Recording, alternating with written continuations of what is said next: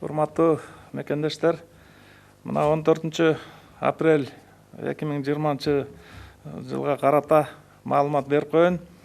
14 апрелине карата республика боюнча тастыкталган COVID-19 инфекциясына жаңы 11 учуру катталды. Бишкек шаарынан 8, Чүй областында 1, Жалал Абад областында 2 бейтабыз бар. Кыргызстанда тастыкталган COVID инфекциясынын жалпы 430 учуру катталып атат. Анын ичинде Жалал Абад областында 93, Ош областында 128, Ош шаары боюнча 59, Чүй областында 28, Бишкек шаарында 77, Баткен областында 5, Нарын областында 34, Ысык Көл областында 6 учуру бар. Бир сутка ичинде Жалал Абад областынын Ала Бука аймактык ооруканасынан мурда COVID-19 диагнозу тастыкталган 4 бейтап стационардан чыгарылды. Кайталап алынган анализдердин жыйынтыктары терс. Республика боюнча бүгүнкү күнгө чейин жалпы 71 бейтап айыгып ооруканадан чыгарылды. Жаңы жалпы катталган учурлардын ичинен 200 аял киши, 200 эркек, жаңы катталган учурларда 6 аял киши, 5 эркек бар. Жаш курагы боюнча алып келсек, 15 жашка чейинки балдар 40, анын ичинде 1 жашка чейин 3, 16 жаштан 19 жашка чейин 12, 20 жаштан 35 жашка чейин 106 бейтап бар, 36 жаштан 55 жашка чейин 162, 56 жаштан жогору тургандар 110 бейтап бар. Жалпы бардыгы 430 бүгүнкү күнү катталган учур. Ооруканага жаткырылгандардын абалы стационарда 354 адам бар, оор абалда жатканы 13, реанимация жандандыруу бөлүмдөрүндө бүгүнкү күнү 9 оорлубуз жатат. Орточо абал жана канааттандырарлык деп 341 бейтап бар. Жалпы чыгарылганы 71, каза болгондор 5 боюнча туруп атат. Изилдөөгө келип түшкөн анализдердин саны 27013, жүргүзүлгөн изилдөөлөрдүн саны 26147, ПЦР тест менен сутка ичинде жүргүзүлгөн изилдөөлөр 1019. Бул жерден жакын байланышта болгон биринчи категориядагы контакттардын саны 1417 бүгүнкү күндө биздин көзөмөлдө туруп атат. Жана экинчи категориядагы байланыштар 5683. Кыргызстан боюнча обсервацияда 974 адам көзөмөлдө болуп, ошол жерде жатышат. Рахмат. Мүмкүн болсо расмий тилде.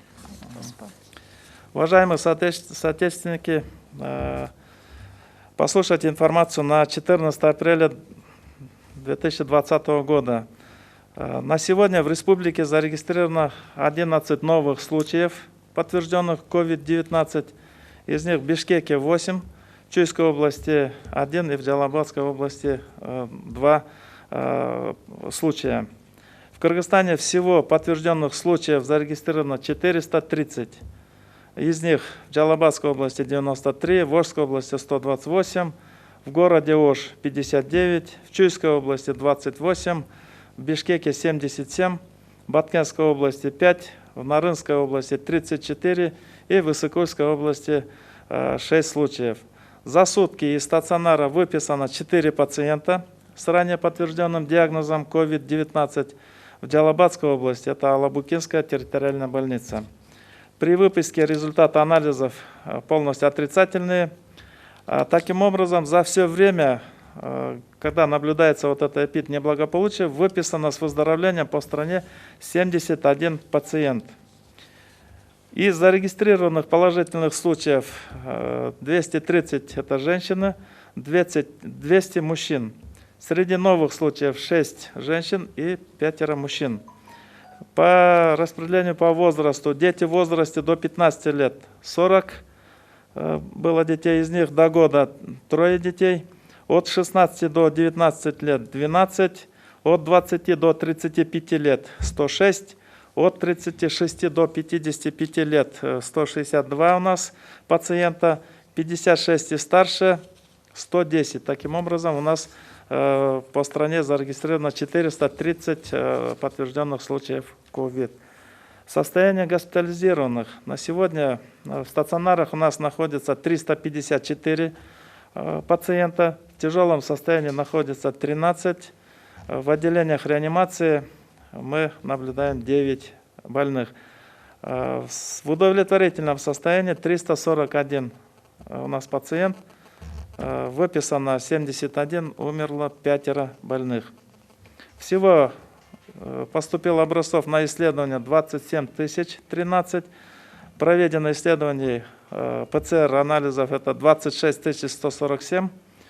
Таким образом, за сутки было исследовано 1019 анализов.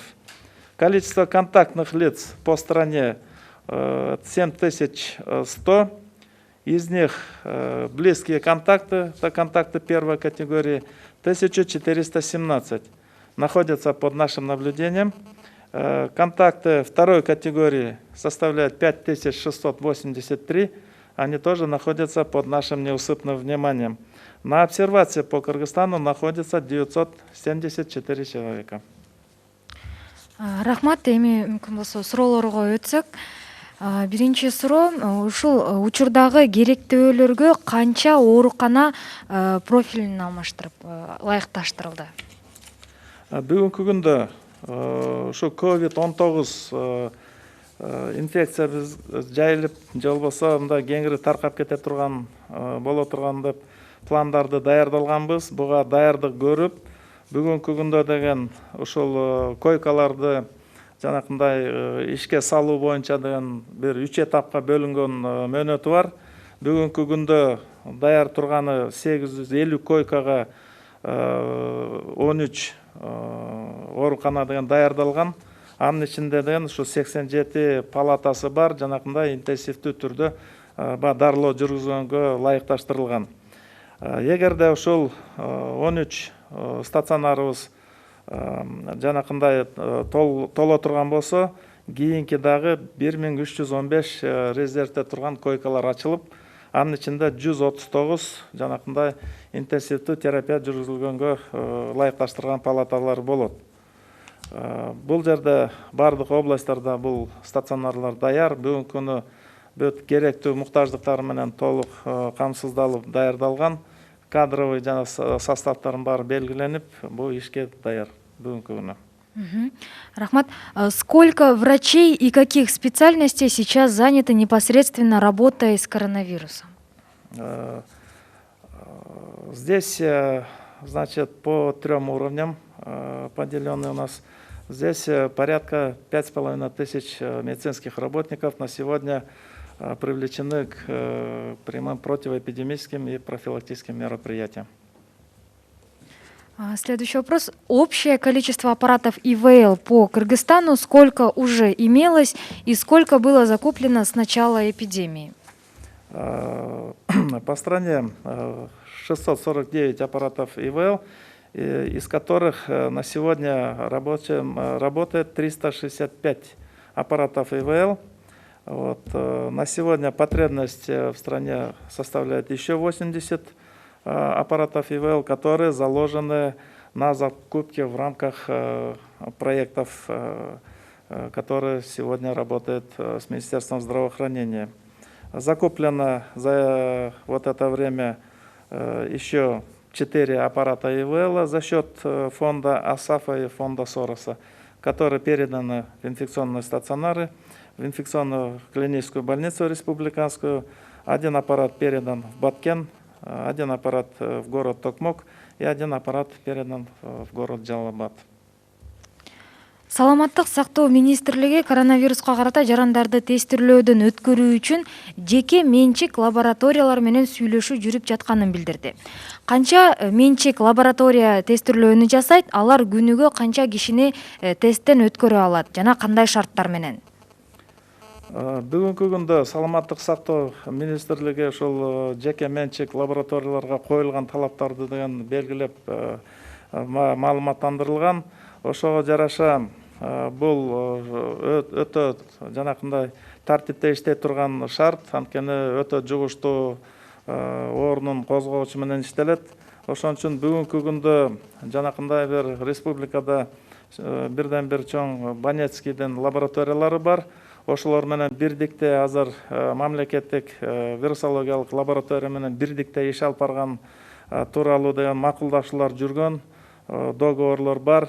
Ошого жараша ошо Банецкийдин лабораториясы мамлекеттик лабораториянын базасына деген жаңы лаборатория ачып, ошол жерге иш алып барууга даярдык көрүп жатат. Ушул жуманын бир аяк чендеринде бүт келе турган шаймандардын баары толук коюлуп бүтсө, ушул келе жаткан кийинки жумада өзүнүн ишин деген толук кандуу баштап калат деген ишеничибиз бар. Ал жерде толук шарттардын баары сакталып, толугу менен жанакындай бир көзөмөлдө туруп иш алып барат деп айта алам. Ошол тесттен бардык калоочулар өтө алабы, ал акысыз болобу же атайын коюлган сумма барбы? Ал жерде деген шарттар бар. Анткени саламаттык сактоо министрлиги түшүрүлгөн план боюнча деген жанакындай бекер жасала турган шарттар да бар.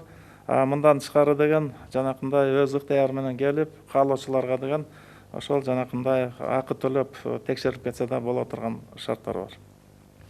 Гражданское общество уже не в первый раз инициирует сбор информации медучреждений, в которых отсутствуют средства индивидуальной защиты. Что мешает Минздраву проводить подобную работу? Судя по отзывам, нехватка колоссальная. Но это несколько, этот этап мы уже прошли, потому что у нас уже есть массовое поступление средств индивидуальной защиты за счет гуманитарных поставок. Мы закрыли большие потребности. На сегодня практически во все области направлены достаточное количество средств индивидуальной защиты. Кроме того, наши внутренние поставщики начинают уже разворачивать свои поставки, когда можно будет уже проводить закупки средств индивидуальной защиты каждой организации здравоохранения у нас в стране. Санитардык карантиндик посттордо иштеп жаткан медицина кызматкерлеринин тамак ашы жана иш ордуна жетүүсүн ким камсыздап жатат? Бул жерден санитардык карантиндик постторду гана эмес, бүгүнкү күндө жанакындай карантин шартында турганда ар бир ушу ишке тартылып аткан мекеме уюмдардын баарына деген жанакындай транспорт менен камсыздоо маселеси коюлган. Эртең мененки жумушка алып келүү жана жумуштан кийинки убакта үй жактарына жеткизип коюу маселеси. Бул жерде жанакындай чоң компаниялар да бизге жардам берип, жанакындай микроавтобустарды да камсыз кылып, ушу алып келип жеткизгенге бизге чоң жардам көрсөтүлүп атат. Готовы ли вы озвучить примерные сроки, когда стране ждать пика вируса? Это очень интересный вопрос.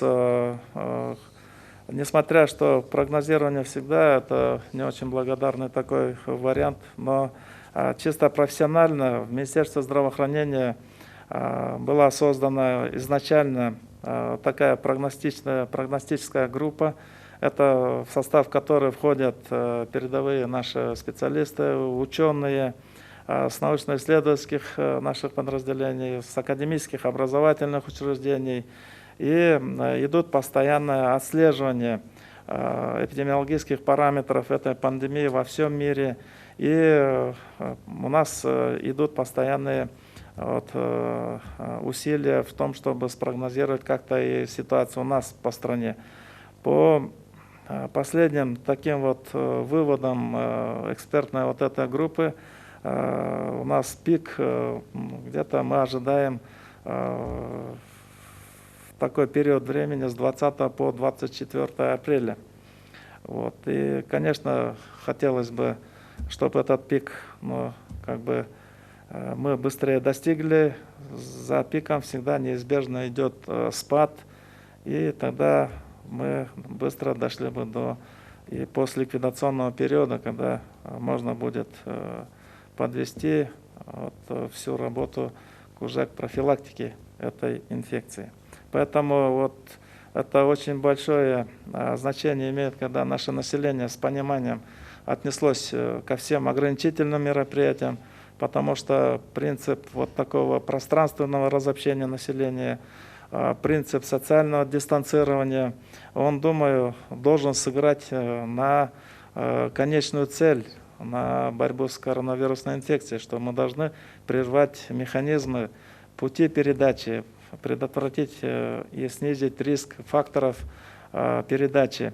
Поэтому вот на сегодня вот эти ограничительные мероприятия вкупе с теми объемными дезинфекционными мероприятиями, образовательно-разъяснительными мероприятиями, они, несомненно, должны внести вот такой большой вклад. И наше население уже постепенно с пониманием уже относится ко всем рекомендациям медицинских работников, к тем действиям, которые проводят и государственные органы, правительство нашей республики.